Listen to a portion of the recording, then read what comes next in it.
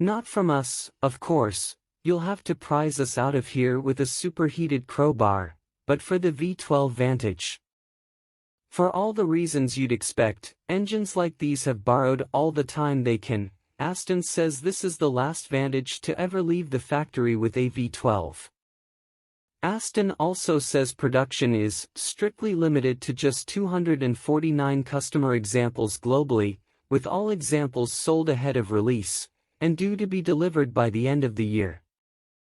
So for most of us, it's a bit of an Irish goodbye. But, unlike the fox who never found out how sweet or sour those grapes were, we can at least get a taste of what to expect from the last V12 Vantage. The dominant flavor, as you'd expect, is Aston's twin-turbo 5.2-liter V12.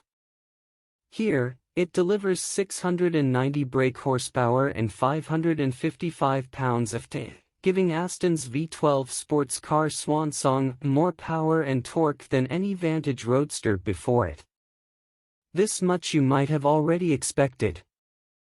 What you might not have assumed is, up to 10 times the downforce of the series production Vantage Roadster.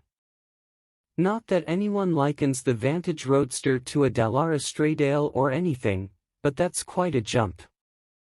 The downforce is thanks to a front splitter, rear diffuser and rear wing, and the up to a modifier is thanks to the fact that the rear wing is an option, as opposed to the standard fitment on the Vantage V12 Coupe. Aston doesn't say what effect the spoiler, which interestingly isn't in its initial promo images, has on the V12 Vantage Roadster's 200 mph top speed, but, given the V12 Vantage Coupe's downforce is listed at 204 kg at 200 mph, we can probably assume the Roadster will still hit the double ton.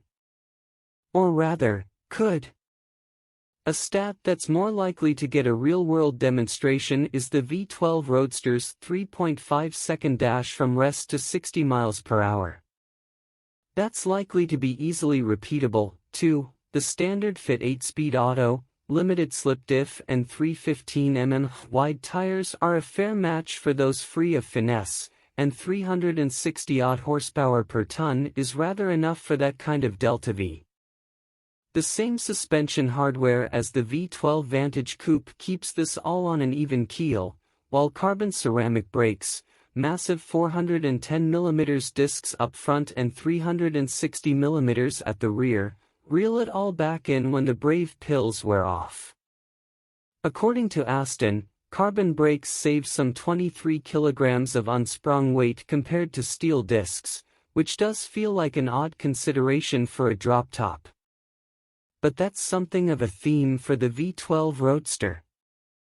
The front bumper, bonnet, front fenders and side sills are all made from carbon fiber, while the rear bumper and deck lid are made from a weight-saving composite. There's also a lightweight battery, a thin-wall stainless steel exhaust, saving 7.2 kilograms, and even the option of forged alloy wheels to save another 8 kilos. And it's not over yet. Buyers can save as much as 7.3 kilograms by opting for carbon bucket seats with manual adjustment instead of the usual plush Aston fare. And all of this dieting means the V12 Vantage Roadster is 110 kilograms heavier than the regular production V8 Roadster, even if you tick every lightweighting option. But to expect an Aston V12 drop top to be anything approaching lightweight is to miss the point as badly as expecting it to be cheap, economical or particularly practical. The V12 Vantage always existed as a because you want one proposition, with its days numbered almost from the day it launched. And if this really is goodbye, then we should give the V12 Vantage the respectful farewell it deserves. So here goes, hate to see you go, but love to watch you leave.